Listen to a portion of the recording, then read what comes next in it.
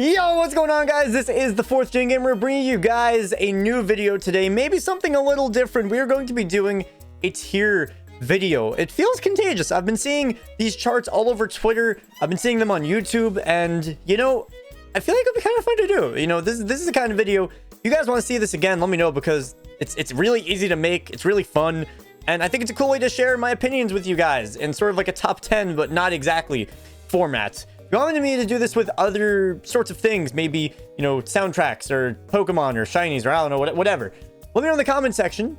And I mean, yeah, so today we're going to be tier ranking all of the main series Pokemon games. You can see my face cam is blocking a little bit of it, but there you go. That is all of them, my friends. We're going to be doing this. We're going to be arranging them. You can see we just drag them around, do whatever we want with them. It's a pretty cool thing. It's a pretty cool thing, you know? So before we go any further, I need to make something really clear. I don't want to start any flame wars. I don't want to hurt anyone's feelings. Nothing personal here. Everything that I'm ranking here is based off of my own personal experiences, my own personal opinions. I'm sure you guys have heard that plenty of times in lots of top 5s, top 10s. But before we continue, I think it's really important to establish what are these tiers based off of? You know? Like what are we judging this off of, you know?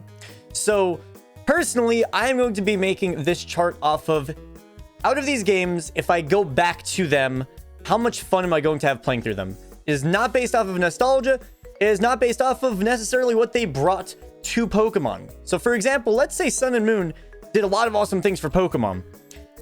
If I go back to Sun and Moon right now, though, they're going to feel kind of aged because of Ultra Sun and Moon. So my criteria for this specific countdown is going to be, if I go back to them right now, let's say I do a YouTube series of it, how much fun am I going to have playing it right now? You know what I'm saying? Does that make sense? So that is the criteria that I'm going to be going off of. Let me know what you guys think. Would you like me to base this off of maybe first time playthroughs or how good it did for the Pokemon community? Anything like that? Let me know. With that being said, let's go ahead and start things off. I might just go in random order here. I don't know. Let me do some obvious ones here. Okay, well, my first obvious one is going to be Heart Gold and Soul Silver. Also, any pair games, I'm just going to put in the same thing. So Heart Gold and Soul Silver, they are the S tier. Oh yeah, I guess last thing I should say. S tier is amazing. Great. Every time I can go back to it, I will have an amazing time with it, no matter what. A means, hey, maybe it could get old, but not too quickly. Like, these are great games still. Have a blast with them. Very good. It's an A. B is above average. I can go back to it and maybe get tired of it if I've played it within the last like 6 months, maybe a year, but I could still have a good time with it. C is very average, like, you know, maybe won't enjoy it as much, you know, playing it, get a little dull kind of quickly, that sort of thing. And then D is, man, like, even the first playthrough, I'm getting bored of it, you know, like, playing it twice within a 6-month span makes me want to puke, kind of a thing. Hopefully that makes sense. Sorry for the extensive explanations, but I feel like, you know, hey, we're talking tier lists. We want to make sure that that's very clear, you know? With that being said, now the rest of this is really tough. Platinum is also going to be in the S tier for me. I am very biased. I'm the 4th Gen Gamer. I can play Platinum all day, every day, and still freaking love it. Platinum's just, I love Platinum. I love Platinum. I love Pokemon Platinum. Oh man, this is really tough. Holy shit, man. Wow. Okay. Okay, now unfortunately, my next ones I'm actually going to put are Let's Go Pikachu and Let's Go Eevee, and I'm going to give these a D. Now, if there was an F, I would not give it an F. There's some of these, actually, I'll have to get back to you guys on that. D is still, it's not an F, you know? It's not an F. But these games get a D for me, and I'll tell you guys why. Pokemon Let's Go Pikachu and Let's Go Eevee are beautiful games. They're wonderful games. But I'll tell you what, it has a hard time captivating a lot of people. Even Steph, for example, has not finished her Let's Go Pikachu and Eevee. As I play through it just for a second time doing the Team Rocket Tri-Op on this channel, we are running into the same Pokemon over and over and over again. Pidgeys, Rattatas everywhere. The lack of diversity, the lack of abilities, the lack of eggs, it makes these games borderline miserable to go back through and play if I wasn't with Elliot and Robbie in that series. So I'm sorry, Let's Go Pikachu and Eevee. You had a lot of good going for you, but in terms of the criteria of going back and playing it right now, I would probably have the least fun playing these, and they were just released. That's miserable. Next up, I gotta say, my friends, Omega Ruby and Alpha Sapphire are on the fence between S and A right now. I have gone back and played Oras so many times. I have done so many live streams of it, and I've never gotten tired of it. With that being said, we're gonna hold off on that. Actually, I want to do some other ones that'll fill in the blanks and maybe give some more context for this whole entire list. We're gonna go with Sun and Moon next. That's what I'm gonna do next. Sun and Moon is really tough. I'm hovering between a B and a C because I love Sun and Moon. I really do. But if I were to go back and play that right now, they're not bad. But having Ultra Sun and Moon, I think that places it at the C rank. As opposed to Ultra Sun and Moon. Ultra Sun and Moon, I'm not gonna lie.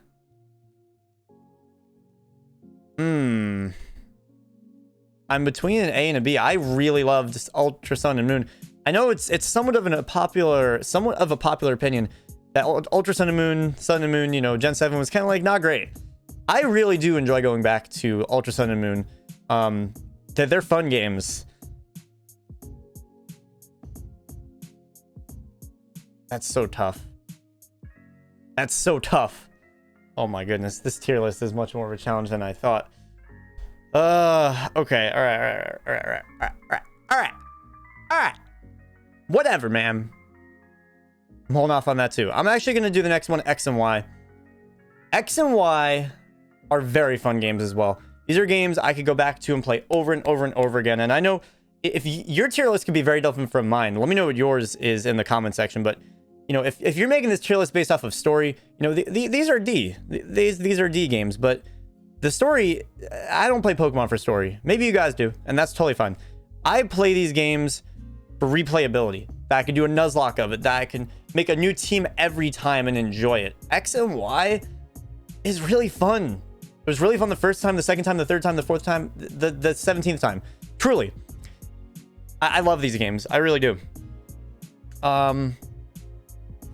That they belong in the A spot for me. Next up is Emerald. I just finished the Emerald Egglock with Elliot, which you guys are seeing on the channel right now. We just finished it this past weekend. You guys will see it throughout the months. But Emerald, I forgot how good it was. Emerald adds a lot of double battles, which I think is really cool. It adds a unique sort of flair. Since they just added that in 3rd gen as a sort of call to XD and Coliseum. I would put this as an A. This was a lot of fun to go back and play through. Like, honestly. Yeah, you know, it's a shame.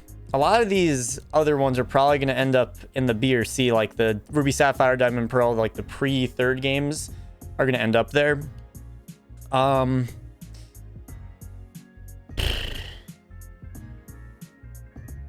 So Emerald goes there, definitely. I gotta put Oras somewhere now. You know what? I'm gonna be big, bold, and have big balls.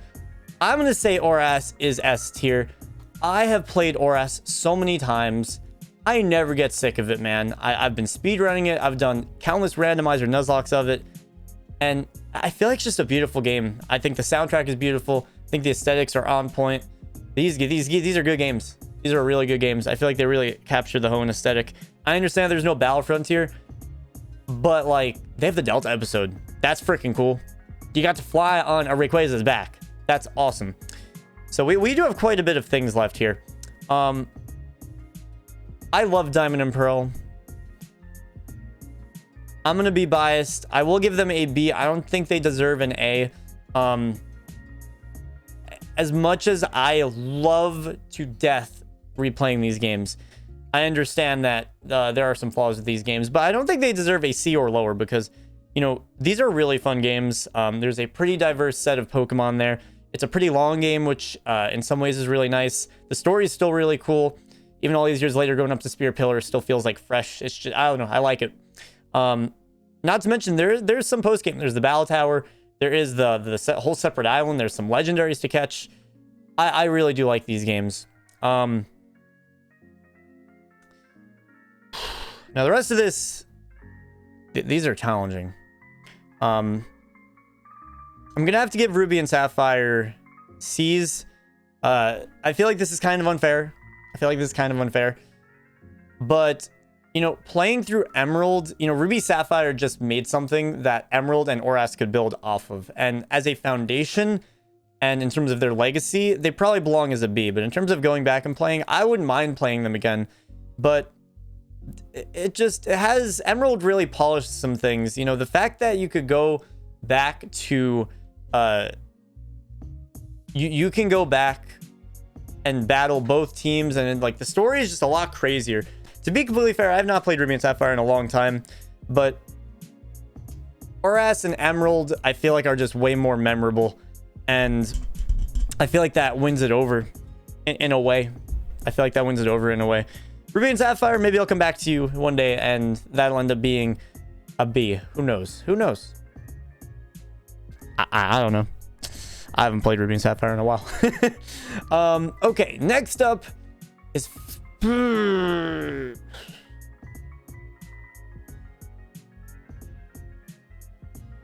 gonna say Fire or LeafGreen. I'm gonna do Ultra Sun and Moon. I need to tackle these games.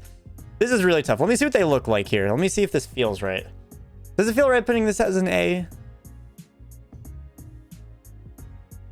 I really like these games. You know, people may criticize them for lack of post game, but Rainbow Rocket was hella cool. These are long games. And they're still a lot of fun. I feel like they're so jam-packed with content. I feel like this game is treated unfairly. It's a shame to think if this game, Ultra Sun and Moon, had a skip cutscene button, people would love these games so much more. That's kind of crazy to think. I can get over that. I really love these games and I can replay them. Maybe not S tier, but they belong in the A tier. I do believe. Woo! All right, now we get controversial. Now the rest of these are going to get really controversial. I feel like there's a resurgence. There's a wave of Gen 5 fan people, and that's totally fine. I don't really love Gen 5. That's the problem. I'm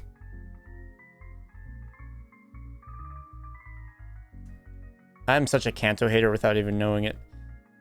So now this is tough because obviously the older the game, the less likely it is to age well.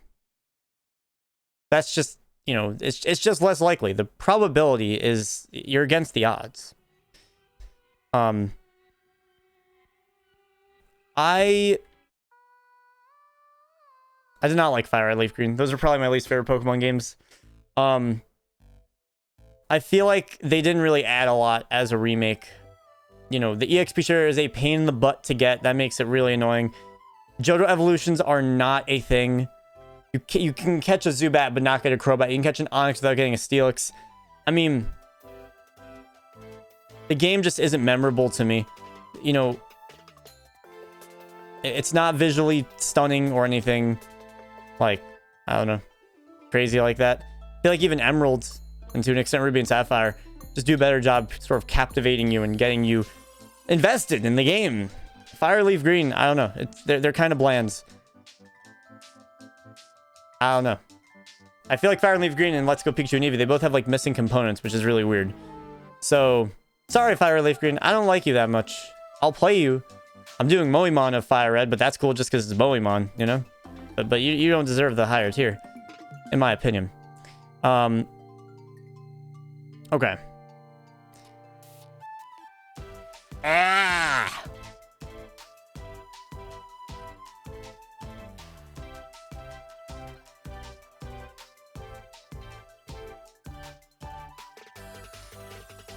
I'm gonna be controversial, man. This is so controversial, this whole video. I'm gonna get my house flamed. We have black, white, black 2, white 2, red, blue, yellow, gold, silver, crystal left.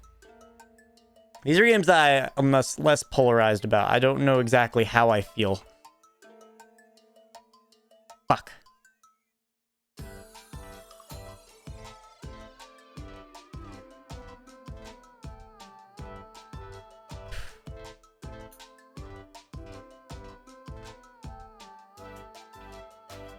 So, this is very interesting because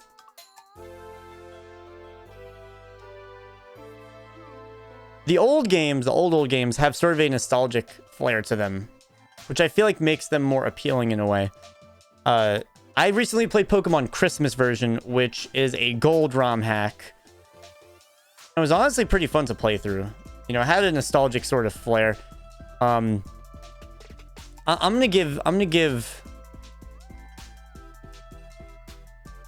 shifting between a B and a C. I will say, just because the later half of the game is a bit odd with Team Rocket and levels being a little all over the place, I would probably give this a C, although you do have Kanto and you do have Red. You know, I will give Crystal the B, just because I am aware that the post-game in Crystal is a lot more robust in terms of Kanto not being shaved down as much, if I understand correctly.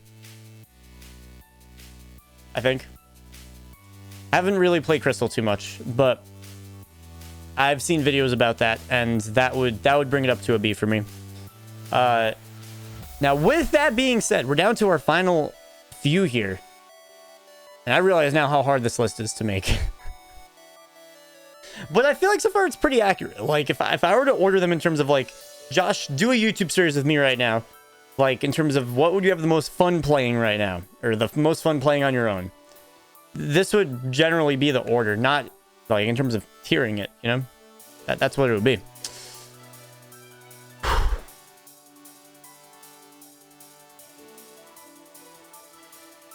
Alright.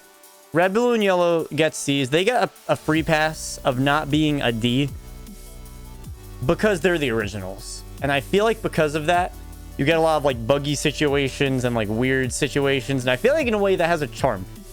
Does that make sense? It has a charm in a way. Like, Fire, Leaf, Green, Let's Go Pikachu and Eevee, they have a lot of flaws, and they don't have as many excuses, really. Because they're remakes. Red, Blue, Yellow have a charm to them. It's fun because it's Red, Blue, and Yellow. It's the OG. You're watching maybe a speed run of it or something like that. You know, they're not meant to be taken super duper seriously because they're so old and there's a lot of flaws in, like, a weird way, right? I think that's fair.